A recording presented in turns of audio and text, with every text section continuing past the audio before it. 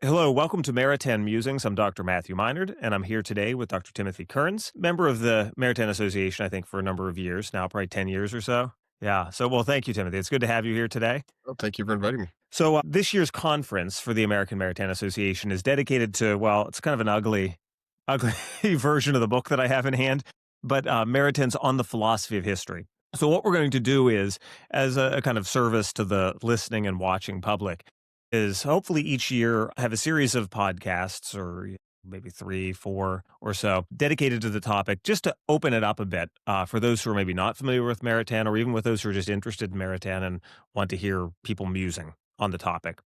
This year, our conference is dedicated to On the Philosophy of History, a little book that was put together from some lectures that Maritain gave. It's only, in this print version, I have about 180 pages. It's actually available online at the Maritain Center at Notre Dame. It had been online for some time, a number of the more minor works of Maritain, and they've at least put them together in a slightly better PDF. Well, some ways better PDF format because it's all in one file. In some ways, I liked, the cross-linking a little bit in the old website, but that's fine. So this text I find to be, it's an interesting little piece because it's Maritain clearly kind of dealing with the issue of like late 19th century, early 20th century questions of, is there a philosophy of history, kind of in the wake of Hegelianism and Marxism? And at first, he himself didn't really have a plan to write on this. It was instead because Charles Journet wrote an article on Maritain's philosophy of history that Maritain sort of said, oh yeah, I guess maybe I have a philosophy of history that's sort of buried in the things that I've been doing, especially in the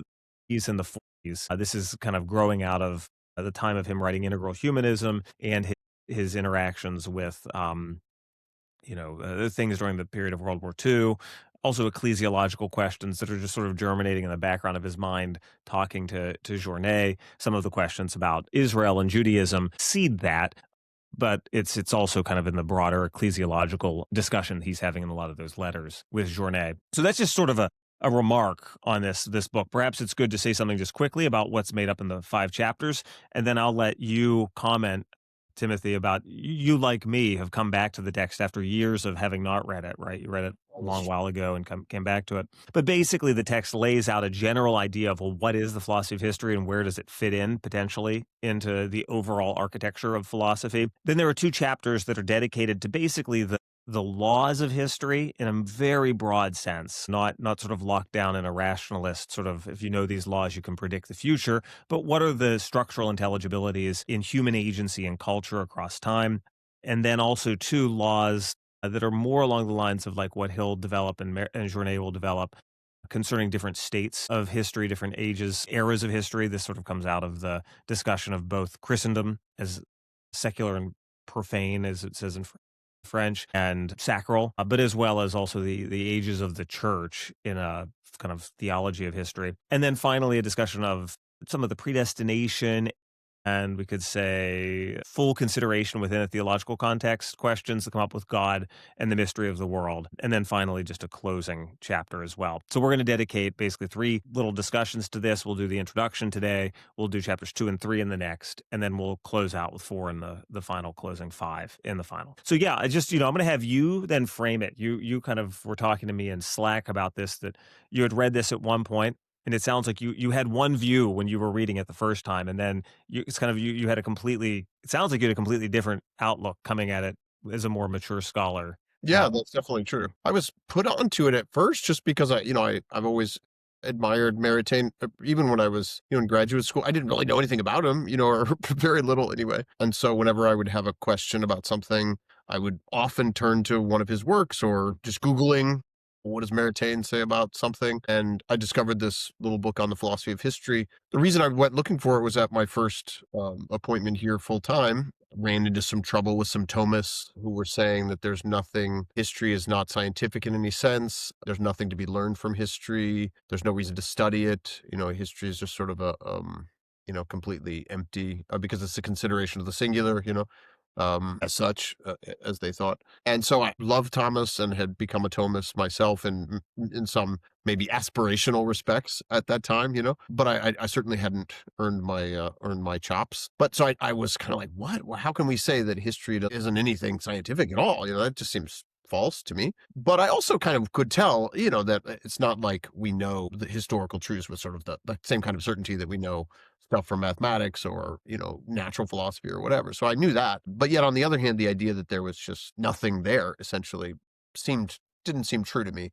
And I had kind of come to Thomism through well, really, in a like as the efficient cause, it was really the reading of MacIntyre's After Virtue. I'd been preparing for it before and really loved Aquinas and whatnot, but that was kind of the Those were the dispositive causes. Whatever was before that. Sorry. no, it's perfectly fine. A lot of people really like in After Virtue. There, in fact, I would say the majority of readers and the majority of teachers spend the bulk of their time talking about part one, which is the what I think is sometimes called the deconstructive argument, where he's attacking the modern aspects of the modern world and laying out the different characters and emotivism and all this stuff. But then the constructive argument in the second part that begins with a consideration of the Iliad and Odyssey. Nobody ever talks about that. But to me, that was because I'd done classics at UT Austin. I was all over that. That was amazing. That's really what convinced me. It was not the destructive argument, but the constructive one. Although once he gets to the Middle Ages, as he later admitted, it's not as strong. But it was like turning on the light switch in a room to me, and looking at antiquity that way. So coming from that, maybe a couple of years before, and then going through the work of my dissertation under Timothy Noon at Catholic University of America, the idea that there would just be nothing to history, it just seemed sort of preposterous. But so I turned to Maritain and started reading it, and I was not happy with what I read. It didn't seem to make a lot of sense to me. It seemed, I just honestly, I kept thinking, what is he even talking about in this? I mean, that reveals my own ignorance, but I did find some value in it. And I ended up writing an article for the ACPA on like what history is, a Thomistic account of history is what I called it. And there I do draw some of Maritain's more precise views into the consideration of others. So I considered DeConnick and Maritain and Benedict Ashley and, a bunch of different figures and what their take on these key questions are. I don't think my representation in that article is actually completely accurate of what Maritain says. I think on the few points I did like pin him down on, I was right, but I think I misconstrued some. It's not that important, but anyway, but when I kind of felt like I was just not at all understanding what he was doing in the rest of the book, but just drawing out these little pieces that made sense for the kind of account that I was looking for. And I can juxtapose that, those two a little bit later, but just to help the readers, I think, understand what Maritain really is trying to do. But on the second reading, that was in 2015, 14. It's been 10 years, and I have been, I did my dissertation I defended in 2014, after a decade or so of active scholarly life, I now understand much more like what Maritain was trying to talk about. So for example, like you were saying, Matthew, about the kind of late 19th century, early 20th century context. I knew about that before, but I wasn't able to kind of make the connections. I think because I wasn't, excuse me, as able to kind of follow that logic. But anyway, so but reading it this time, I think has definitely been enlightening and I think enriching as well. And as I said before, I've kind of come to see that some of the things I said about his exact views are a little bit mistaken. But yeah, so and I think that kind of sets the stage for helping us, especially those, listeners who might not really be up on the debates of, post-Hegelianism and whatnot. I almost as you were talking, I was thinking of a way to compare it. Like, what would we, in 150 years or 100 years, people are going to look back at our time, and there's going to be these books written on subjects and this kind of assumed dialogues about different things that no longer matter, just have turned out to not be productive in the same way, or maybe they've been resolved or something. So maybe like the philosophy of some hot button issue of our time, which everybody feels the need to kind of pay their respects to. It seems to me that, but there's always, obviously, even in such a hot button issue, there's always like stuff that matters there. It's just that later generations, even 50 years later, 60 years later, people aren't as concerned with it. And so I think that's the right way to see this concern in the Maritain's philosophy of history, Yeah. So maybe even to get we'll disambiguate a couple of those issues that are present, but maybe an example of that, maybe will Mhm. be the questions about like gender Oh, nowadays, exactly. right? They're still important later on, but whenever you come back and you look at, years circa 2015, Right. 2025, it's not to say that, questions of gender are going to just float away, Right. but the intensity of the discussion, depending on what happens with AI. Those questions may or may not. The questions of transhumanism, I mean, may or may not. No, I mean, that's not, I think, actually a stupid thing to say, right? Because if No, all the grand speculation about the sunny uplands of transhumanism don't actually pan out, right? We look back, I mean, you look back 100 years ago at the hopes of the progressive era, and you think no, about the claims, which very much are kind of tied up with these historical things, even in the context we're talking about. You'll look at it and you'll say, well, yeah, there's something there.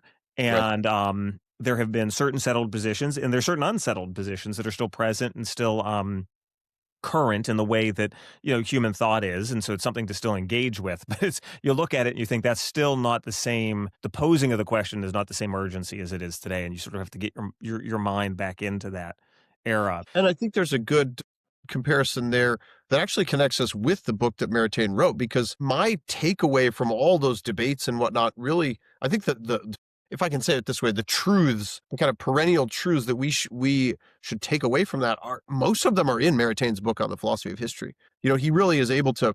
It's a small book. It wasn't his main concern. Of course, as Journet points out, he does utilize aspects of it in that thinking in other areas, but most of the kind of like powerful truths, if I may say so, that are actually true from all this stuff following Hegel, that most of that gets. I wouldn't, maybe I shouldn't even say most, but a significant amount of that, or maybe the structure of those truths, really do find at least a beginning in this little book of Maritain. Yeah, So I we look back, if Minard were to be forced by somebody to write like a book on critical race theory, and you're like, oh gosh, please, but all right, it's a service to the church and the world, I'm going to do it. And then it's only 120 pages. In 100 years, people might look back and be like, oh, he really nailed that. He's got yeah, what's in there. at least did the cartography of like what's at stake, Right. what are the directions to go, etc. So I think, like for instance, it's like it is like answering the Thomists, because there's a certain sense in which what he's trying to deal with is this lacuna that's present in, I think, in scholastic thought, of what in the world do we do with. So it's like, what do we mean by history, right? Because history, it's a kind of ambiguous term, right? There's history as in whatever this, it's kind of like the problem of time. It's whatever this thing is that kind of goes over all the actions of humans doing things culturally, right? Hmm. Let alone physical history. So there's sort of like the ontology of history, the metaphysics of history. Then there's history as a way of knowing, as a discipline, Right. right? And I think both of these are present. There's sort of the epistemic question of, okay, well, what is even just history? And then can we reflect on history as a discipline, that is? And then Yep. can we reflect on, well, what is the being of history itself, right? And this is kind of a separate thing. And in a certain sense, it's what he's more concerned with. But why don't we actually start with the disciplinary issue of history and not the philosophy of history, right? The Mhm. philosophy of history, in a certain sense, is going to ask, especially for a Thomist, about sort of the being of history, right? What are the structural aspects of? So, what is history for him? We should just stabilize that for the people who are listening. When you think of what Maritain means by history, it's something like the space of human acts, both by knowing and doing. So it's everything in knowledge and morals and art, kind of across time. So what are Right. the laws of that? And that's really what he deals with more philosophically. But I think we should actually start with the question of history as a discipline instead of philosophy of history, Right. because I think that's such a huge lacuna in scholastic thought, and it's the thing that birthed you into this question. That's true. Yeah. Right. And I just want to pose, here's a thought I had, and then I don't know if you have thoughts on it, one way or the other, because I don't know, just I don't know what your engagement with some of these topics in Maritain's corpus has been. Are you familiar with his discussion of, he deals with the problem of the grammar of mystics, and so you get this discussion of practically practical disciplines. Hmm.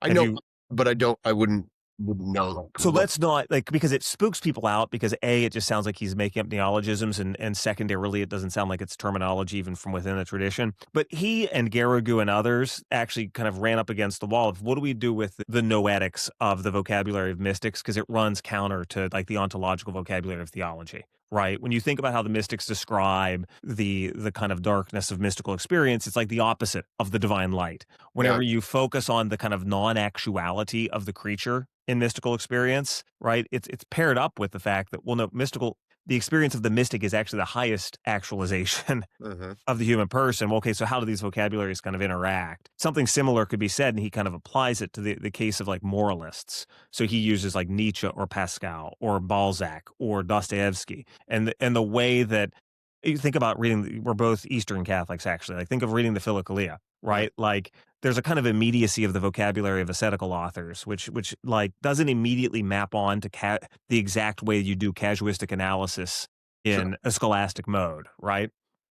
So the reason I'm pointing that out is that especially in both of those cases, there's something of the author is very much present in both the mystical and ascetical literature, right? The character of the mystic or the person who is analyzing human action in a given concrete situation. Like the character of the writer is very present in the data. And he presents that as being a very necessary aspect of history, which he says is non scientific because it's not explanatory by way of essence. I mean, effectively, it's not explanatory by way of necessary connection. I have a little bit of a beef with him on this because I think there is a kind of explanatory structure. It's just, it's not scientific in the most mathematical sense. I see present, at least sort of knowing Maritain, in the way that he discusses the way that the historian and the historian's formation, and almost the way the historian has to be a lack of terms, Renaissance man. I mean, it has to be a man of kind of full humanity as well as attuned to the subject. Like at one point he says, don't trust someone who's going to write military history if they don't know, if they have no experience of military matters, right? I sense something like what he talks about with this bit about moral and spiritual knowledge, right? The way that the character, the subjectivity of the one who's expositing the data is more present. I think there's something to that actually, because I think the way that history is retold by way of stories, like I think that narrative is actually a very necessary part of doing history. Hmm. Um, and it challenges the idea of like the purely objective history, right? Of a kind of positivist account. So I think that's present actually, even though it's not his main subject in the text. You can just say, well, I didn't get that. Like just respond. You can say whatever you want. I mean, I think that's definitely there. I'm not quite sure. Yeah, I mean, I wanted to say something about something you said a little bit earlier, so I'm going to cycle back to that. One thing I Sure. would hear about the question of narrative. I spent a little time thinking about it, not a lot, perhaps, but what narrative even is. Like, what is narrative? Which of the categories is it supposed to go in, or what is it? And it occurred to me that it's like I forget why I even thought. I think there was some article I was working on that was I didn't end up writing, but it was considering like how narrative is tied to human personality or something. And I came to the idea that narrative is like a necessary accident of a human life, because we're a cognizer that like is constantly reflecting on everything that's happened. Uh, Hmm. it's something that's just sort of always, and I don't necessarily mean necessary accident in the most precise term, but just kind of what I mean. Like it's not something that was in sort of it is part of the essence of the thing, but rather something that just has to be there, but kind of follows from it. You Yeah, know, it's at least proper to us as a proper aspect yeah, of what it is to be human and negotiate. Yeah, like you said, sort of the reflective necessity of yeah. going back over what experiences, et cetera. Yeah, and I think that's true. That's true in every human life and for every human person, even if as manifest in some or in some cultures, maybe it's more or less. So that I think is something that seems clearly clearly valuable to sort of hold on to and to. I'm not sure that Maritain is exactly picking that up. He seems to be making a larger point about where we're getting or what the content of historical knowledge of the past really is. I think that one of the reasons I said what I did, though, is it's me reading. It's like reading in. We had an essay in a Maritain volume from back the year we did philosophy of science, Mm. and it wasn't on narrative. It was something related to literature by I think Stephen Chamberlain, and it was weird because I had to figure out what do I do. What do I do with this chapter? Because I'm the editor, and I've got to say why it was accepted by our peer reviewers. So how do I fit it into a thing on the philosophy of science? And I saw it as having something to do with like kind of the idea of facts in this much more practical or connatural mode of knowledge domain. So that's Mm. why in my mind I think the narrative thing is in my Yeah. mind. I'm over interpreting something in the text about the historian is probably what's going on. Just to give you an idea of where it's coming from. Okay. Yeah. No, that makes sense. Because I was trying to square the circle in my introduction. Because I like in an editor's introduction to try and tell the readers, like, this is why this book has these chapters. Completely agree with that. I always try to do that too. But yeah, so going back to I think one thing that might be helpful to readers is thinking about what history means in our time, or readers, I'm sorry, podcast listeners or something. Um, what ha- when we talk about history now, we don't just mean knowledge of the human past or narratives about the human past or stories of grand events from the past or whatever. That's really not what we mean most of the time. Maybe it is like simple majority of the time, but a significant portion of the rest of the time we're thinking about the history of the cosmos, maybe, or the history of living things. There's volumes, there's courses on the history of life, histories of things like literature or logic or other histories of disciplines are pretty big. Histories of methods, things like that are there. Whereas Maritain is very much focused on what he says, and we'll get to this I'm sure in a bit, but just the proper domain is moral philosophy. Yeah. Moral philosophy. Why don't we actually just go there since we're making the distinction Okay. now? Yeah. Yeah, sure. And I think just to step back for that from 1 second, I think what I would say, and this is what I argued elsewhere, and I think this might be helpful. Maritain doesn't consider this, but I don't think he would reject it either. That these things that are histories of disciplines, like the history of physics, the history, those things kind Mhm. of properly speaking fit as part of their disciplines, and sort of the almost like a propedeutic to it, or what have you. And so that sort of puts them where they are, and then Yeah, things like I think that you can do maybe there are two versions of that. There might be actually there may be something in that history that actually is um applicable to what he means by history, and here's why I'm saying it. Think of the case of like just to choose a overused example, the case of Galileo. Right, there's a sure, way yeah, in which the social history all of a sudden enters in, and then you're into human acts. But I think you're completely right. It's sort of part of the methodological reflection right, on a discipline is to consider the development of that discipline. yeah, totally, and I It's think it's that's sort of like it's the physics version of what Aristotle does at the beginning of the metaphysics or whatever, right? Going mm, through, here's what people have tried. yeah. Yeah. And he could have talked about how well Heraclitus really didn't get along with the predecessor of Anaxagoras, That and would be more Nietzsche, right? Plato he tried to Plato get did it because he was ugly, or Socrates did it because he was ugly. Well, that's, for Nietzsche. yeah, Sorry. he could go into that, and that wouldn't be unvaluable. Like if we learned about the institutional history of the academy and who gave what and why Speusippus, that would be valuable. And maybe even the natural philosopher could learn a little bit about how institutions function or something. But that itself would be properly speaking part of moral philosophy, Mhm. not properly speaking part of the kind of consideration of nature as such.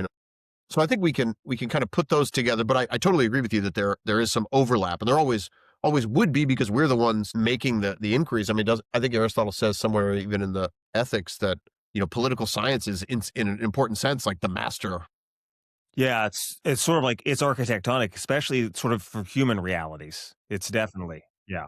But also it gets to tell you like where or the politician tells you what you're going to study, Yeah, scope or not. yeah. Um, so there's elements of that are always present for sure. I think it's important to see too that what's being said about, moral philosophy is just to say it's because of human freedom being involved, right? That's Definitely. exactly because there's that halo of, I'm actually concerned with choice, Right. right? As soon as I'm there, the datum that I'm considering is no longer just sort of the kind of objective connections that are kind of involved between one stage of a development of a discipline and to the next, but rather the human element of choice. And hence it's going to fall under subdiscipline of morals is why he's sticking it there. Yeah. I'm No. just I'm just trying to come in because this is one of these kind of conversations where we know people are walking in and make sure they see what we're saying, and it's not just, Maritinistas being, vague, because that's what happens. People accuse us of that. Anyway, so continue. Yeah, so I think that's definitely true. So moral philosophy, but I think if you another way to see it is just like if you're studying ethics or moral philosophy or political science or whatever, you have to know about stuff beforehand. Like you can't if you have no examples of courage, you've just lived in a little bubble, and they've never given you books about. Then of course you would still have some examples of courage just from your little daily life, but the one who's able to rise to a consideration of moral philosophy primarily does that on the basis of experience and Mhm, knowledge of particulars. And mhm. I think you can just look in a direct way at the stuff that these major philosophers like Aristotle and obviously lesser, but Maritain refer to see that they're drawing on this wealth of information. Maritain says facts. I think nowadays we don't usually use facts and factual quite as much as he does, but I think that's okay. It's just a He has a real, like, we'll say polyvalent idea of fact. That's yeah. actually in that same volume. I had to use the essay on that topic to ground the whole volume called Mm, Facts is a Stubborn Thing, that's cool. precisely to get basically to tie in this thing about narrative and moral facts. That's actually part of the argument of that essay in that volume, though, is precisely about the way that these kind of moral it's like moral tales, what they play in the formation of conscience is sort of in the Yeah, background. and I think that's big. Then that's really important for people to see that they do play important roles, and you kind of have to have them as sort of the experiential, and ideally you would experience them to a degree as well. Like you're or not the story, you know the story, hear the story, grow up with the story, but then you yourself would have worked for somebody and had a boss who was a great leader and had a you'd kind of like have a ballast of experience there. And this is why, of course, none of us university people like it when we say this, but Aristotle and the tradition is pretty clear that moral philosophy should be studied by a man who's like 35 and With good character too. with good character, yes, and a Yeah. great. So it's like, what do we do with our 18-year-olds? But anyway, Yeah. we No, I feel like a different version of Tim Noon. I mean, his recommendation was only with regard to logic because he said, he was talking about the character of young men and said, send them away for service for a couple of years and have them come back. And if they're 20 or 21, they'll be much better. But in the case of metaphysics and morals, yeah, absolutely. It's like it's um something that comes late. The Owl of Minerva is much later for right. those disciplines. But anyway, just the final thing I wanted to connect up with is just these other areas of like non-human realities that have histories as well. Yeah, I think I'm glad you made this point. And I'm not going to force you in the direction, but there's a deely part of my soul that says, there's some kind of continuity between nature and culture Right. that needs to be incorporated here. And there's a real tendency just to say there's natural history. And for those of you, if anyone's listening, they won't see it, but I've got air quotes. And then there's history, like what we've been talking about. But now I want you to come in and sort of, shepherd the being of natural history for me a little bit. Yeah, so I would say there's two aspects. Just consider, so natural history is a good term, and I think that it should be understood as natural historia from Aristotle's sense in Prior Analytics, book 1, chapter 31 or something, where he's basically saying we go around and we experience stuff, we compare a bunch of different things within something, and from that we draw the premises, the terms for our demonstrations about the science. So that just when we teach natural history to kids, we're just getting them to observe and experience stuff and read books about all that stuff. So that's kind of like just quo ad nos, you're looking out, you see a bunch of stuff. But then if we go to the higher level of let's consider every ape that has ever existed and everything that they've done. That's something we can't actually do to a degree, but we can that is we certainly can't achieve that goal, right? But we can achieve a goal of looking at when did apes say begin and where are they now? I mean, one of the interesting things that has been pointed out about the sort of like culture of the great apes is that it hasn't changed in 3 million years. So the things that they do now, the habits, the kind of forms of communication or whatever, I guess patterns of grunts, I really don't know that much about it. It doesn't evolve. It doesn't transform in any significant way.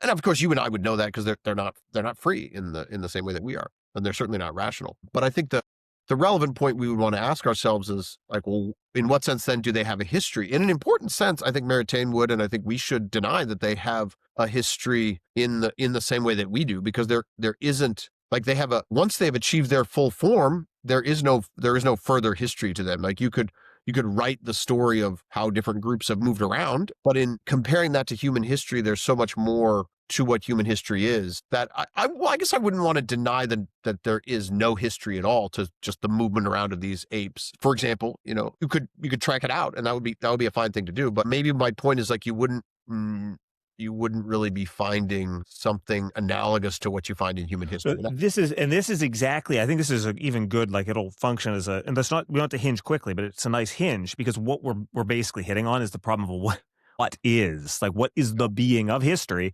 And Sure. these two things seem to need some adjudication, Well, right? Whatever is sort of speciation, as right. well as then it's kind of the factual details of the patterns of life of species in places over time, right? Like that kind of like the movement of the apes, throughout a given area. Whatever that is, if it's a kind of history, because it involves a kind of sequence of intelligibilities over a course of time, that's very different than, writing a story of, the history of human habitation, right? Because of the way that just all the factors of human freedom are involved amidst contingency for the creation of new forms and new aesthetics and new practices, etc. So the philosopher kind of has to come in a certain sense and say, no, what are these? Am I going to call Well, them both histories? And so how do I kind of slot these in the domain of being? Like, what is their being? Yeah. yeah, so I think that one analogy that might be helpful is just think about something like the history of disease, of human disease. Hmm. There is no analogous development to the history of human culture. Now, I mean, diseases develop, there are new ones, they come about, they kind of play their hand, so to speak. We respond to them for sure. And so you could do epidemiology as a response to like what the disease is and how it impacts with our diet and things like that. That's that's exactly where I think you should go to, because that's a nice border. So that kind of epidemiology history versus the history of disease. Just run that really clear, because I think that will actually illuminate people. Epidemiology is going to be about like the places and actions and our responses and how it changes things. Maybe it changes some aspect, the disease might change some aspect of our skin coloration or whatever. I mean, Or our culture. I mean, we will be able to do this in the wake of COVID, like right, to look exactly. at the structural things in human politics and society that Sure. kind of are different somewhere after 2020. Yeah. Now, I think we would want to insist that some diseases or some patterns of human illness are themselves connected with the mind and free will and things like that. Um, Sure. like these mind-body conditions or psychosomatic stuff or whatever. But setting that aside, we're just considering like the cold or Yeah, exactly. That's even something not as controversial as COVID, but like AIDS or there's a history of it. I mean, may I make a point? You went right into another thing, though, that was surrounded by controversy. So Whoops.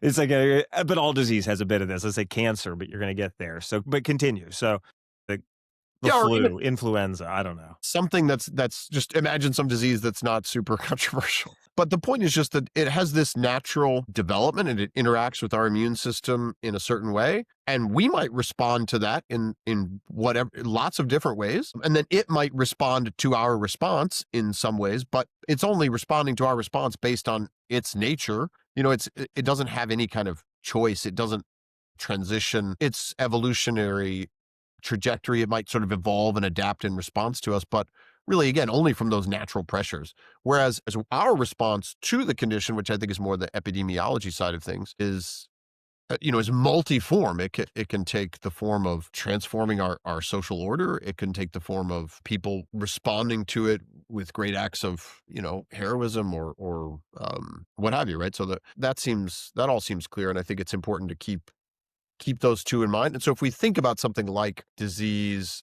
or something that's not subject to our control, but still impacts human society, then I think that'll help us to keep the distinction between human history, properly speaking, which is a result of human freedom, and other sort of natural histories, so to speak. And so right there, I mean, we have been basically on the sly sticking in our position by talking about human freedom, but the philosophy of history question, then setting aside then history, Right. kind of in its factuality and that kind of broad sense of factuality, runs up against the wall of then, well, wait a second, is it constituted by freedom or not? And that gives us the context in which Maritain's writing, Exactly. right? Because in the background, whether, there are many mansions in Hegelianism, among which actually is going to be Marxism in its way, right? But he's writing in a context that's not only answering certain readings of Hegel and a certain rationalistic view of history, but also, too, I think very current to us, is a certain kind of materialist Marxist Hmm. view of history as well. The conditions, be they economic or be they social, because it's going to be more of sort of the critical race theory or critical theory kind of approach of today. It's just a new form of Marxist analysis. Would say, well, no, no, no. The history that you're telling me about the response in epidemiology is just sort of the tale of oppressors and oppressed in their physicality for their need basically to survive, and they've created economic institutions which are nothing more than just sort of structures that are kind of covering over this need to dominate. That's really just another extension of the physical story. And so basically, the philosophical analysis comes in precisely there, though, to say, no, I'm going to marshal a certain series of arguments. First of all, about the human person, to kind of give the context of no, there's is this domain of knowledge and choice that are not reducible just to the natural, but have a kind of orientation that's open, right? This kind of hyperdetermination of the will that the Thomists talk about as the precondition for freedom. And that creates then this very different complexity of humanity. So it's like just the history itself is situated differently because of my metaphysics and anthropology, but now I'm interested in the implications of that structure that kind of presupposes this view of the human person and of a full ontology, for lack of better terms. I know it's a fraught term, right? But it's not just a materialistic view, but instead, there is this reality that's kind of strange. It's like how time, right? With time, we can't really even think time without memory because we have to kind of connect. Emotion only exists as a whole because we kind of remember it as a whole. Like Augustine discusses, Simone has a great essay on that, but I mean, Augustine famously discusses that, right, in the Confessions. So there's this other passing and yet intelligible whole, which is humans doing what they do in their exercise of freedom. And we want to ask the question, okay, well, are there laws to that? And he's responding in a context that's either sort of just the hyper rationalist read of Hegel, that it's just the unfolding of reason kind of gradually over its course of kind of self-deification. It's a certain view of Hegel that's reading sort of the esoteric side of Hegel, or it's sort of the just determinism for humans, the Marxist version. And so he's, of course, charting out a kind of middle path. I'm not looking for the grand laws of reason unfolding itself, but I'm looking for sort of the intelligibility that's present when humans are active, kind of across time. What are for lack of better terms, the laws of history, the intelligible structures of human agency across time that can be discerned? So it's kind of like looking for your two questions, even if he doesn't do it with kind of scholastic precision. What's the essence of what history is, and what are some of its properties? Right. So that's kind of, I'm trying to also get us toward, for the sake of time, we'll be able to outro eventually to chapters 2 and 3, because that's kind of what chapters 2 and 3 do. And of course, too, though, we have to make sure that we discuss before we end, just to kind of give you where my mind is, the relationship of, in his mind, natural history, or like human history in the natural domain, kind of nature grace questions, and supernatural questions. Because for him, moral philosophy has this subordination to theological data, because we really can't know the whole story of even human history without seeing the fact that it's englobed in our supernatural destiny. But anyway, so I'm going to back us up then to that bit about, so we kind of, the essence of history has been stalking us.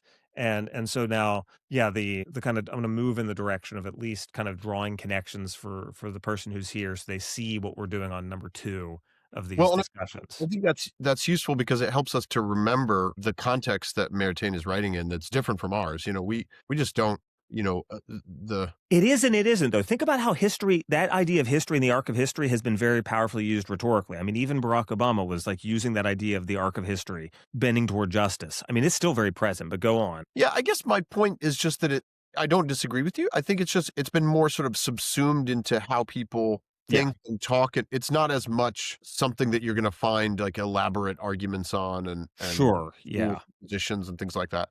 So yeah, I wouldn't want to dismiss it. That's definitely right. And it's kind of like a permanent inheritance now that we do have thoughts about that kind of thing. It's digested. It's the leftovers of the Christmas cookies now present in the fat of the cultures.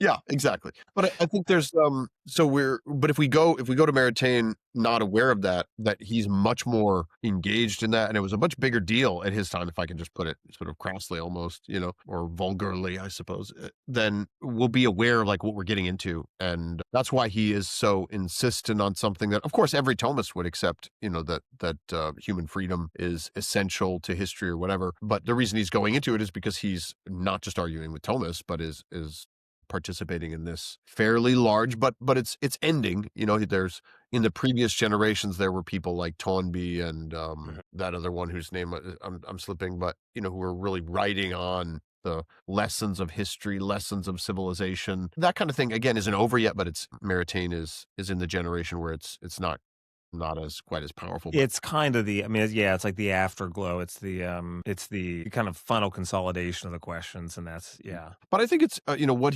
he's drawing together are certainly valuable lessons. I was trying to give an analogy to myself earlier that it's almost like there's if you think about an individual human life, the biography of an individual human life, there's some lessons that can be learned from that are not really just a matter of one virtue in one context or whatever, but they're a little bit more fine grained than that. Like you can learn about and they're encapsulated in things like the Proverbs literature in scripture or in other places. You don't just teach people to be courageous and prudent and whatnot. You also teach them these proverbs, about like how to deal with people and what to do when you're leading and what to do when you're following and things like that. And I think those proverbs are things that aren't just obvious from the virtues. I'm not saying that they're not implied in the virtues. They are, I think, but they're not. They're sort of like these additional lessons almost that we can draw out from them. And I think what he's doing in this section, I'm just trying to give like where I know we're looking forward Sure, toward that's fine. 2 and 3, but Right. what is he doing here? How can we really understand to us? Because I think many, people in our situation probably don't look to history for sort of grand lessons or whatever. But I think we can and should, and Maritain, I think, justifies that. But I think one way to see that that's obviously something that we can do is just to consider the ordinary human life and the biography of can we draw lessons from it that are not merely questions of virtue and vice, but are more like yeah, adages, proverbs, sort of guidance about how things go. Yeah, no, how to be. Paul, Yeah. do you know Paul Seaton? Mhm. He and I had a conversation, and he was, I don't know if we said it in the conversation or if it was just, well, we were having another conversation off camera.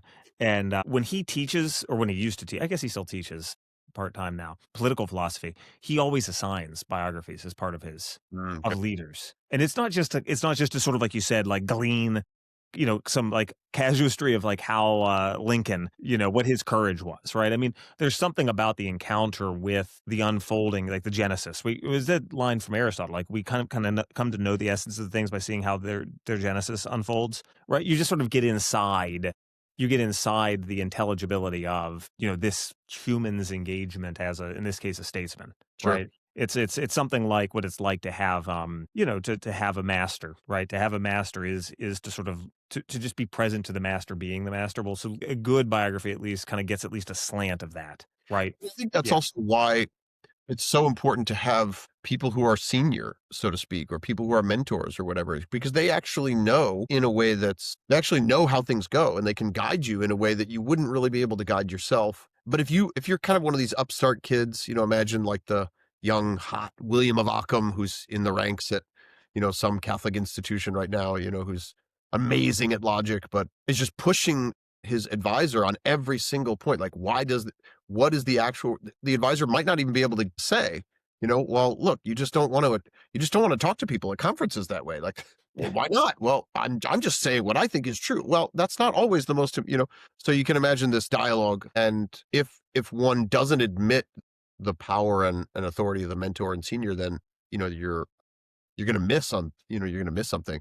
But what do those people have? Well, they have the experience, and then they do have the judgments that are actually formed as judgments. It's not just a vague sense of, well, don't do that. And they can express those to you in things like proverbs or adages or whatever. But I think this goes to Maritain's point of like the essence of history as well. And I think, one where we would agree with him on that. You can't exactly press the lesson of history about, say, how empires rise and fall or whatever you might like. You can't exactly press that to get, a series of deductive syllogisms underneath it.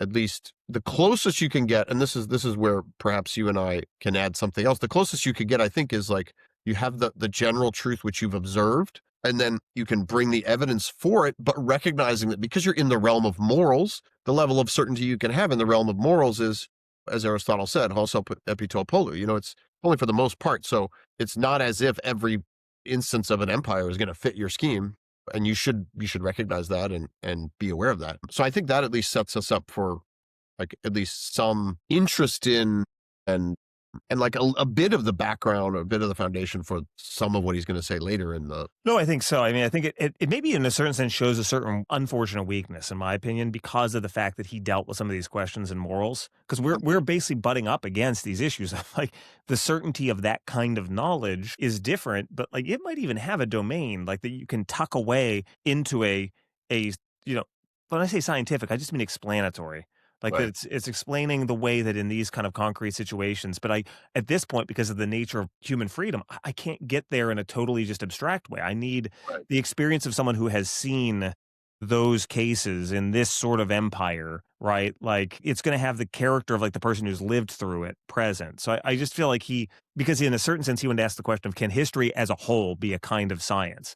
Well, Mm, that's, I mean, almost to sort of miss the fact that it's almost always kind of tucked in somewhere. But mhm. like, I think maybe to make our turn though, because that's sort of me just musing out loud. We're seeing the two elements of what always happens here is, and he says this, right? You've got this heavy reliance on this sort of empirical aspect that's involved here, precisely because of the nature of the datum.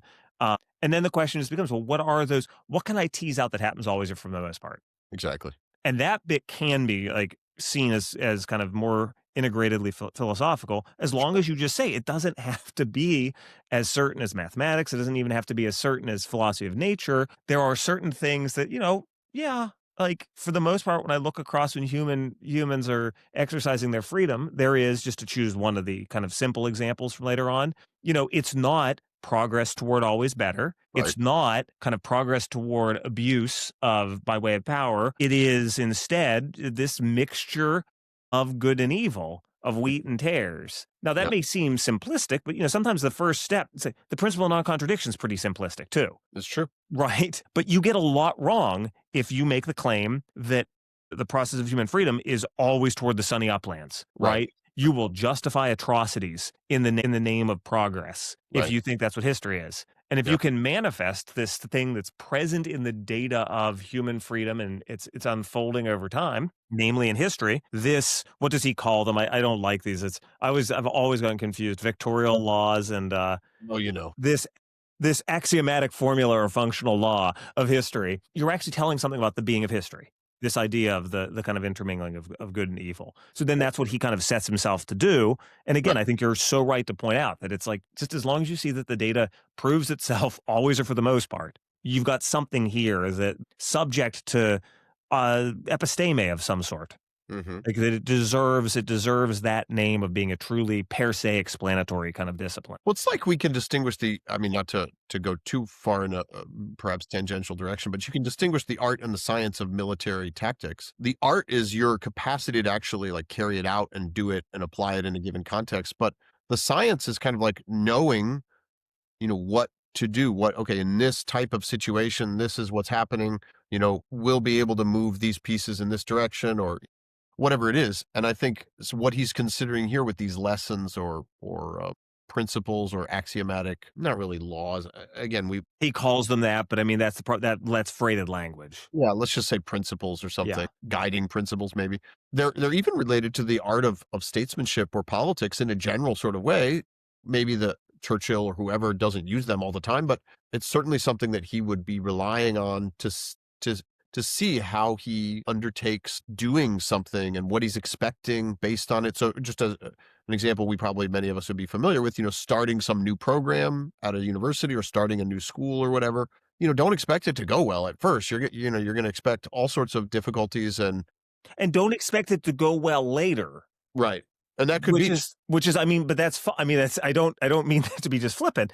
no, Because sure, that's a great way that like present in your moral deliberation is this historical claim. It goes a long way. It goes a long way in keeping you from being frustrated. right. It's true. And so it gets you aware of things. And that doesn't mean I think that we would need to spend, and this is where I'm inserting kind of my own position, maybe to a degree.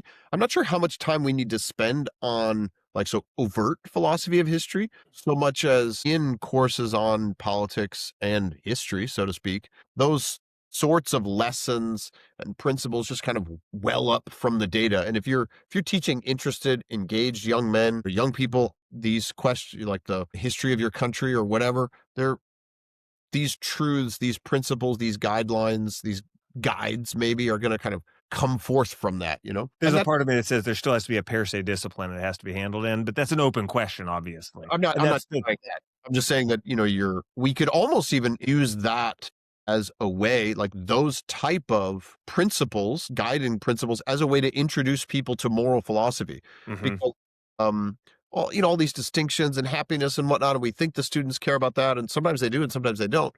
But everybody can kind of look at, or it's often the case that especially people who are a little bit older than just undergrads can look at the world and see how things have transformed and, empires and stuff like that. Business failures, business explosions, a business is rapid expansive growth, and you can kind of draw lessons from that. And those lessons are within the philosophy of history. I think that's the key point, is like, what is the domain that they're in? They're not just about the virtues and happiness and in that sense, but they're a bit closer to kind of how things actually unfold, and they're like guidelines about how they typically do unfold. So it's funny you're saying they're closer. There's part of me that says they're sort of like all embracingly. I mean, they're closer in this.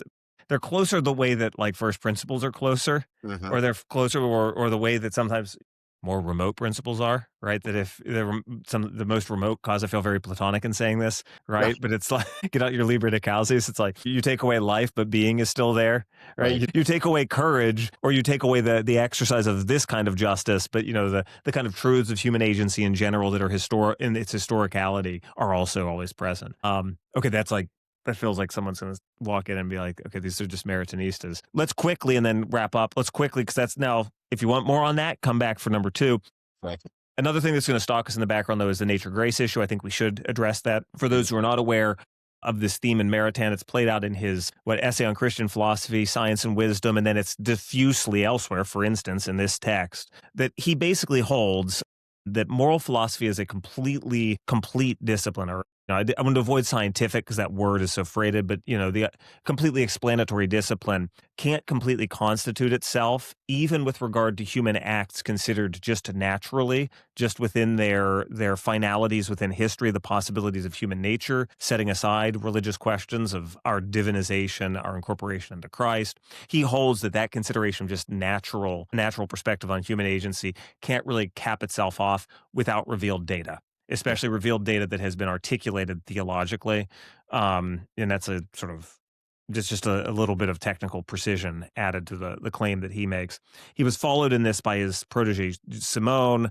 Journet takes it. I think Labradette does. Garrigou-Lagrange even actually follows him, but it's a contested topic among Thomists, because one would want to say that you could do the Nicomachean Ethics, you could have a completely scientific moral philosophy, and then you can do moral theology. But for him, you can't really understand even the mystery of human nature without seeing both the negative and positive effects of the fall and our call to grace, Mhm. right? That there's something operative that's stirring human nature in a way that it can't be understood integrally, at least, to direct your action. Because you will direct yourself falsely if you act like your natural end is you're really the whole story of what it is to be human. Well, that's going to affect history as well, right? Sure. And that's sort of at the end, he just kind of plays that out a bit about sort of the theological context Right. of the philosophy of history. Hmm. Yeah, and I think just as a final point, there's something that doesn't often get talked about, is just that if we take the scriptures as evidence, there's direct evidence that history itself has been um, maybe influenced by the actions, like the direct actions of God or the angelic powers or whatever. And that's of course sacred history, but some of the things that are told in Scripture seem to be at least impacting other empires and kingdoms and religions and whatnot. So it seems at least plausible that there have been other aspects of other people's histories and developments and whatnot that also have been in some way distorted, perhaps. I mean, the fathers were very clear, as many of them thought, that many of these pagan religions were kind of like demon worship, or that people has been deceived by these fallen powers or whatever. So that's kind of the negative side. But also, people, the general truth is that human beings have guardian angels. So at different times, those have intervened in the lives of ordinary people who are not necessarily didn't live before Christ. Or similarly, there's a doctrine of angels like guiding or otherwise directing individual nations of different kinds. Whether each nation has one or not, it's hard to say. But the point is just that from a Catholic perspective, I think looking at history, there are other agents than human that have played roles. Some, certainly in sacred history, and possibly to a degree in secular history as well, that I make think it. a good, yeah, and a more down to earth version of this would be to consider the phenomenon of whether it's in Byzantium or in the West, Christendom, Mhm. because that you're at basically the point of contact between the cultural effects of a supernatural society Sure. And you can't really you can't really understand that data unless you see Yeah, sure. something about what the church is. And you need to look at that data though philosophically, because that's not the same thing as the eschatological reality that the church is, right? That's Right. where the theologian of history looks at the church and is like, oh, this fits into the whole narrative of, from Adam to the new Adam in glory. But that is a datum that's supernatural in its mystery, that in a certain sense stands, hovers above the waters of time. But whenever you look at the data of a Christian civilization, well, no, you could ignore the fact that this civilization is energized by something that's supernatural, but then you have a legitimate question to be asked. Will I misunderstand the data of the effects of that here in history? Yeah. And Mhm. so you could just say, I just don't take that into account. Right. But as soon as you ask the methodological question, we say the noetic question of, no, what do I do with that data in the broad sense? What do I do with that information? How do Mhm. I look at this natural effect caused by a supernatural society, Right. supernatural, the church? How do I do that and remain philosophical? Well, that's the Sure. heart of the question. Part of the heart of this question too. No, exactly. Yeah. Okay. Well, that gets us probably pretty close to an hour. We said 45 minutes to an hour. As typical academics, we took the Yep. long route. Is there anything you want to leave with, or we'll transition out? No, that's good. Thank you. Yeah. Well, thank you, Timothy. This was really good. It's always good too to be together with a fellow Tim Noon student, even though we didn't know each other. And so I look forward to our next discussion. We're going to have to cram a lot in, but I think we can, in some level, be summary of some of the Yeah. points for chapters 2 and 3. Of course, I want to thank the viewers or listeners to this. This has been Maritain Musings, a product or a service or whatever we want to call it of the American Maritain Association. I want to also thank Hunter Olson, our student assistant who helps with the post-production work on this. And if you want more information on the American Maritain Association, please visit our website at americanmaritainassociation.com or just search for us. I feel like we need a better website address, but AMA is kind of taken by people who have a lot more money than us. So, all right, Timothy. Well, thank you very much. Thanks, Matthew.